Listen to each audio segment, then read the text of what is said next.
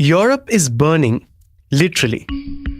Over the past fortnight, a punishing heat dome has parked itself over the continent, pushing temperatures in parts of France scorching 44 to 45 degrees Celsius, shattering records in Germany weeks before its usual peak, and rolling eastward through the Netherlands, Belgium, Poland, and the UK. Excess deaths have already crossed 1,000, with experts warning that the final toll could run into the tens of thousands. This has echoes of the catastrophic 2003 heatwave that killed 70,000 people, most of them in France. And this isn't a one-off. It's in fact the sharpest sign yet of a constantly warming planet impacting cities and systems that are grossly underprepared. Today on the Morning Brief, we ask, what exactly is driving this? And can Europe learn anything from a country that's been living with extreme heat for decades? India. It's Thursday, the 2nd of July. I'm Anirban Chowdhury. This is the Morning Brief.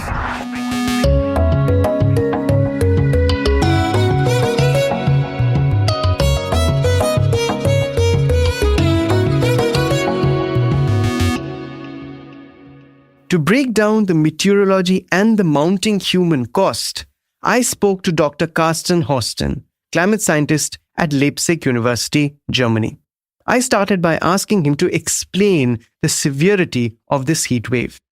The obvious answer, it's something we all know, it's climate change. It's human-caused climate change. It's our burning of fossil fuels that warmed the planet by quite an excessive amount compared to what we've seen in the paleo climate past in the last 10,000 years, if not even 100,000 years. And this speed of change is what causes all the problems. So it's this infamous 1.5 degree, which we have basically reached by now. And that is then setting off all sorts of feedback problems, these tipping points. But it then really goes to show that these heat waves that are not a new thing. We had heat waves in the past, and if you look at the last decade, they have become particularly worse. And this one is no exception. We've seen that in Pakistan early on with 50 degrees. We've seen it with the pre-monsoon heat in India. We are going to see it in North America and the US in the next 2 weeks. So basically the weather pattern looks a bit like an omega shape.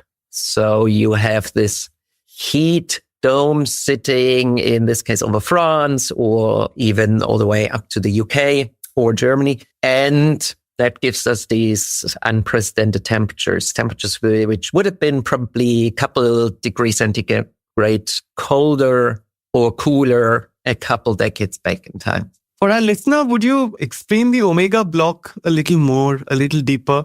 What's really happening?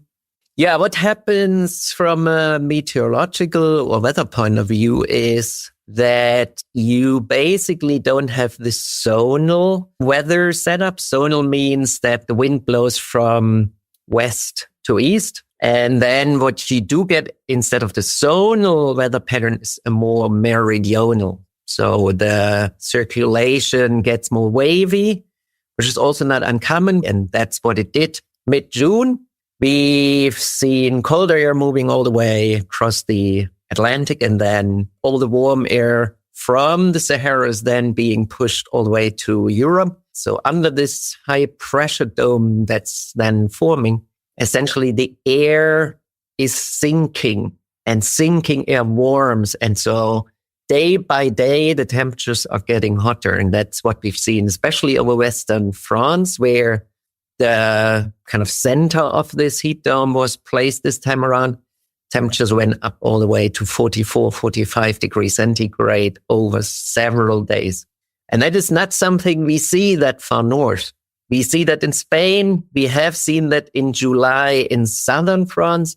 And that whole heat dome then got slowly, after 9-10 days, pushed to the east, traveled across the Netherlands, Belgium, and Germany, all the way to Poland, where it caused several heat records as well, including the UK. And here in Germany, where I live, we've seen new all-time records which we would usually only expect to fall in late July, early August. Have we seen these many deaths before in that region because of heat? So regarding the death, I've just seen this preprint of someone who is an expert in this field of vulnerability based on his estimate that at least 20,000 people will have died. And based on the numbers that we have seen in 2003, which was the last time we saw at least an heat dome of that extent and that long period of a time, back in August 2003, it was up to 12 days now. And so I would not be surprised to see numbers way above those 20,000. So my guess would be, let's just say 50,000 people will have died. We had an attribution study back in 2022. It's only 4 years ago, with a much shorter heat wave. Several thousand people died there. I think it was also in the order of 20,000. So this one will have been much, much worse. And heat is a silent killer. Everyone was warning that, do the best you can to somehow stay hydrated and so on. But yet we are unprepared. And so we will see eventually these staggering numbers, which is only a reminder that this is something we need to adapt to. When it happens, be prepared, but also we have to change things on various other levels. Got it. Let's go to another part of the world. You've worked on Saharan dust transport for years now. What is happening in North Africa? And is there a causal effect to what we are seeing in Europe? So initially, these kind of meridional pattern that lead to this heat dome, they do draw their heat or the warm air from North Africa or from that region. But then the heat itself builds over the actual region by virtue of sinking air. So sinking air just warms up because it gets drier, and while it's getting drier, it gets warmer. So it didn't have much to do with these sort of Saharan air outbreaks that we see with a stronger southwesterly flow. So we often see these dust outbreaks across Europe. That's what we didn't see this time, which also led to the fact that dust didn't block sunshine or sunlight. So the sun could just, shine without any blocking. And that led to the temperature being as high as we've seen. Finally, on policy making, how are policymakers in Europe, how are they reacting? Unfortunately, in many places, and Germany is one of those, they don't. In France, after 2003, they definitely did change their approach. Take Paris as an example. The mayor there did what needs to be done to protect people in urban areas. They put a lot more greenery into the city, in that you take car parking away, replace it with trees, and convert just, asphalt into green spaces. I think and hope that maybe in France this time around, we didn't see so many deaths. But in Germany, no preparation whatsoever. And also the way the government responds is atrocious. So in some sense, if we don't see this high death count, they probably would continue to ignore it. You could only hope that now we do see these high numbers and people will eventually react and start to realize the urgency of the situation. And then we have to adapt the way France has been leading or paving the way. We have to look at southern France, to Spain, Portugal.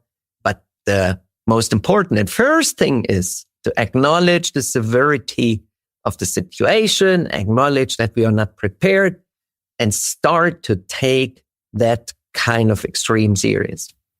Are there lessons to be learned from other heat-afflicted regions like India, who have, although not consistently and not throughout, but in some areas implemented really effective and globally acclaimed heat action plans? Absolutely, yes. That's the region where we need to look at, because we know that people do live in these regions. We know in Delhi, which is multi-million people city, Mumbai, all the places. Temperatures do rise to 45, 46, 47 on a regular basis pre-monsoon in May and early June. And everyone here would probably wonder, how do they survive? Well, they do survive in that they have measures in place, as you mentioned. It is AC. Most places it doesn't work without. You do not go outside during certain times.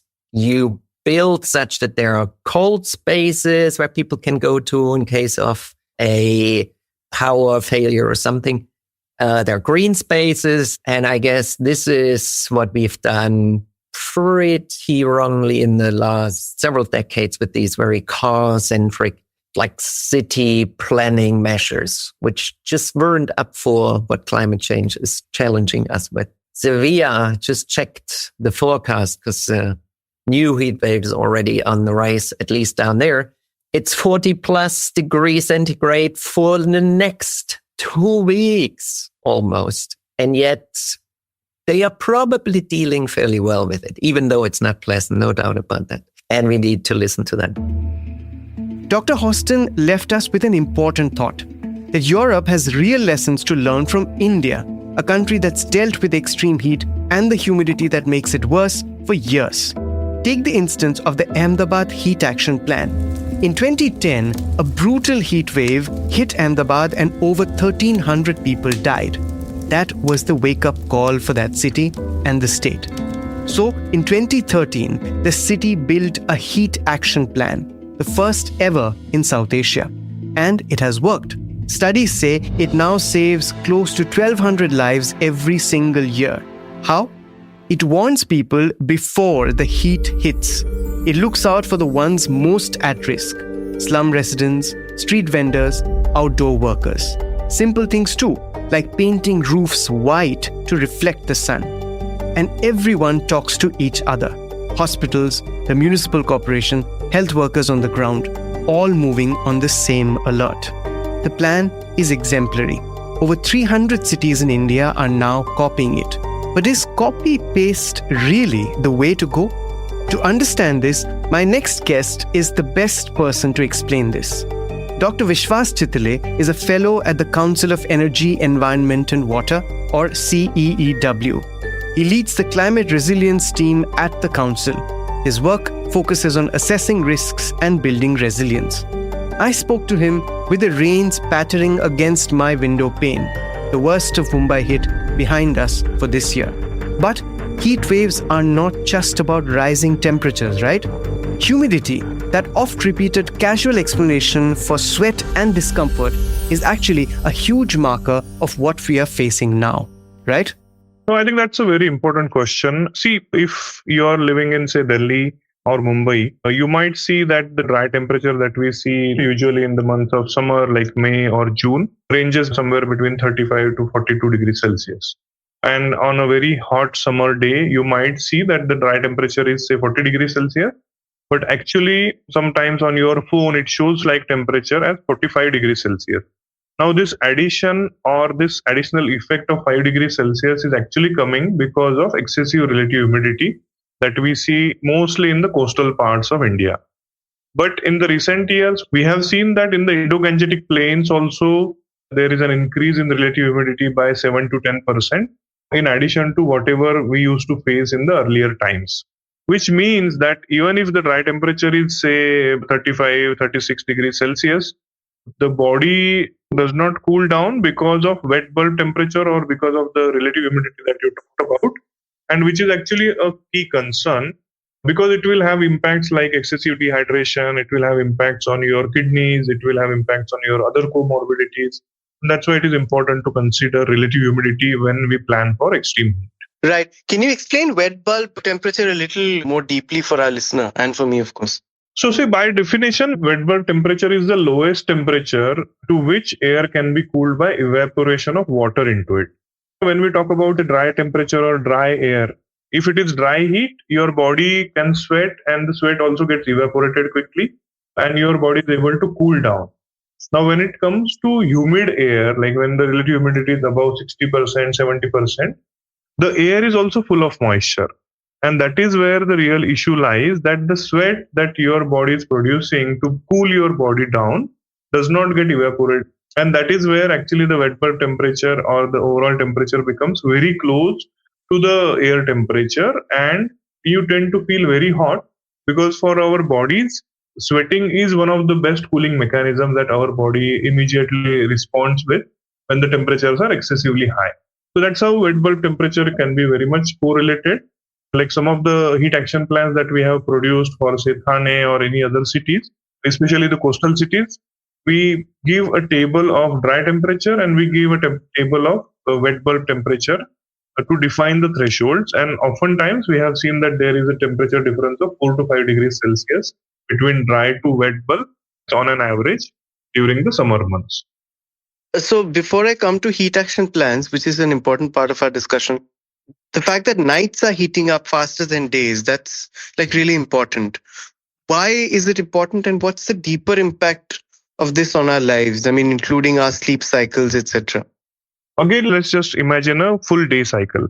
During the daytime, the temperature is as high as 40 degrees Celsius, 45 degrees Celsius in many parts of India. Now, your body has absorbed all that heat during the daytime, and at night, when your body wants to cool down, that is where the night sleep and proper ambient temperature is very important. Now, with all the concrete and all the rapid urbanization landscapes are absorbing a lot of heat during the daytime, and they are not able to cool down quickly at night. And during the night time, they slowly tend to cool down, and all that temperature, that heat gets transported into air, which leads to increase in number of warm nights.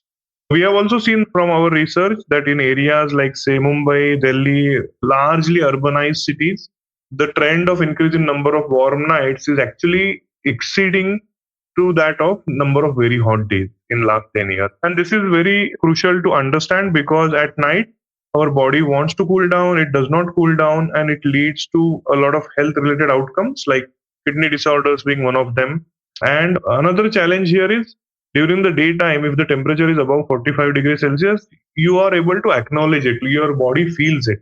But at night, if the temperature is above 30 degrees Celsius, you are not able to acknowledge it in that fashion. And that is one of the lack of awareness, which actually leads to many people not having ambient temperature at night, and many people not able to really sleep well at night because of these reasons.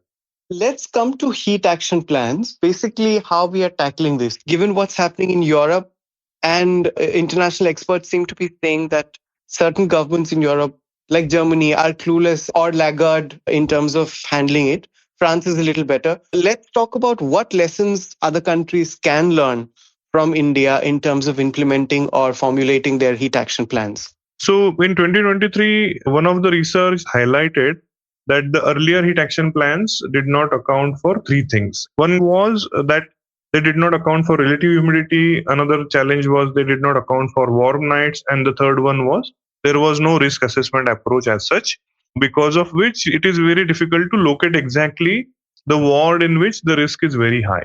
Now at CW, we thought, okay, if these gaps exist, can we address these gaps, and can we develop a heat action plan that we can show? So we worked with Thane City in close collaboration with Thane Municipal Corporation, and that was launched in March 2024.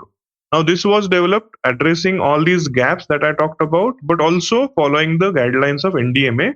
So with that, we were able to take the heat action plan framework to the next level. And with that experience, then we thought there are nearly 4,000 cities. If we go one by one developing heat action plans, even for 50% of them, they are like nearly 2,000 cities. We don't have that much of time. So we brought some technological innovation. And right now we are running a large program called National Urban Heat Resilience Program, under which we are providing technical support to nearly 300 cities in India to develop heat action plans. Now, all of this is actually a part of a large, vibrant ecosystem under the guidance of NDMA. It comprises peer organizations who work on community-centric early warning systems, or who work on health sector preparedness, or who want to work on nature-based solutions. We are able to deal with the issue of heat very effectively. And this heat action plan framework, and also one of the recent advancements is actually 16th Finance Commission recommending heat and lightning thunderstorm to be included in nationally notified disasters, which already shows that there is going to be a lot of financial boost for implementation of heat action related work. And that is very crucial to understand how other countries can learn from this. And that brings me to what we need to improve. I've heard some of your previous podcasts where you've said that just because, the Ahmedabad heat action plan is exemplary, replicating it in other regions in India is a big mistake because other heat does not affect or does not act like or does not impact all the regions the same, and the way of tackling heat won't be the same across all parts of India. So how can heat action plans be customized as per parts or cities or states, and how should we do that? What I talked about was that it needs contextualization, it needs customization, and that is what currently we are doing in these 100 heat action plans that we are currently supporting with. I mean, I will tell you how customization will work. So if Ahmedabad had identified that they have, say, 20 different wards within the city, which fall in very high to high category.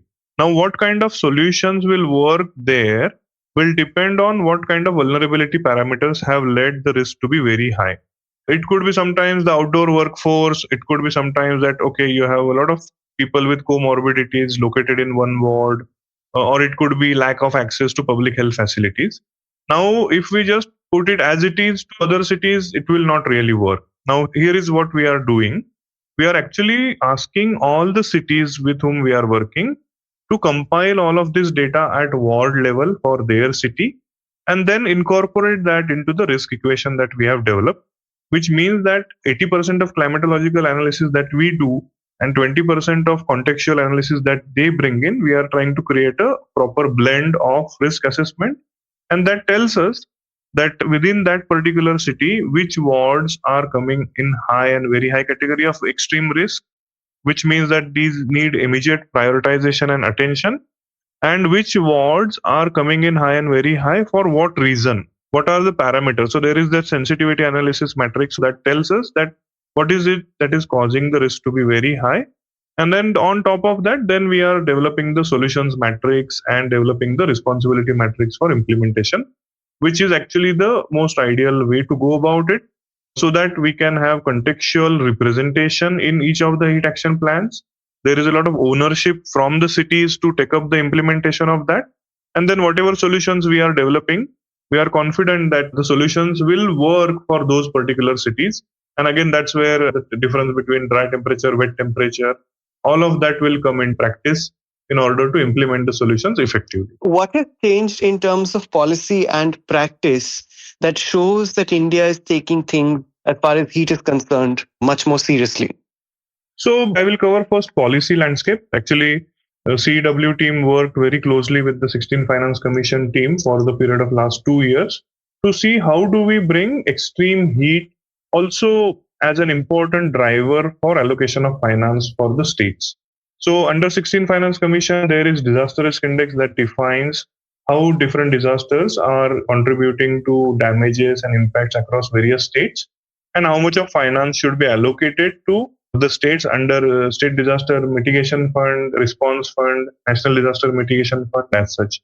So in that, actually now 16 Finance Commission has acknowledged that heat is a widespread hazard. And if we look at the statistics, nearly 23 states in India are heatwave prone states. And if we look at the number of districts, as per our statistics, it is nearly 57% of districts in India which host 3/4 of India's population that fall in high to very high risk to extreme heat. Now, how do we account for that through financial allocation?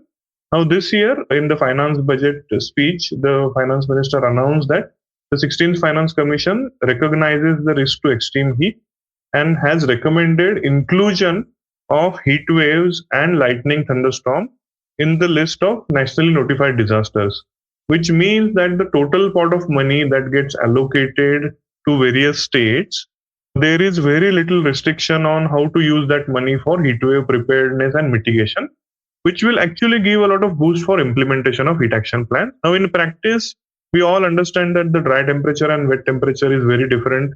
And in order to address that, IMD, India Meteorological Department, is actually piloting heat index, which is a combination of dry and wet both together. which means that whatever early warnings or heat waves that you will receive at district level or even at some stages in block level, which will actually be accounting for relative humidity in that area, which means that the feels like temperature is accounted for in the early warnings, which will actually be able to operate on a very different level compared to dry temperature. So these are the two things that India has definitely taken up very seriously. And again, under the leadership of NDMA, the whole ecosystem of heat resilience is working very proactively in order to prepare, respond, and mitigate the long-term risk to extreme heat. So, from an omega block over France to wet bulb temperatures in Delhi, today's conversation showed us that heat waves are a current global problem for which most of the world is grossly unprepared. India offers a working playbook. Is it good enough for the world to adopt? We'll leave you with that question. That's it from us on The Morning Brief. Stay hydrated, stay cool, and stay tuned. This episode was produced by Vinay Joshi, sound designed by Indranil Bhattacharjee. Keep listening to our episodes wherever you get your podcasts.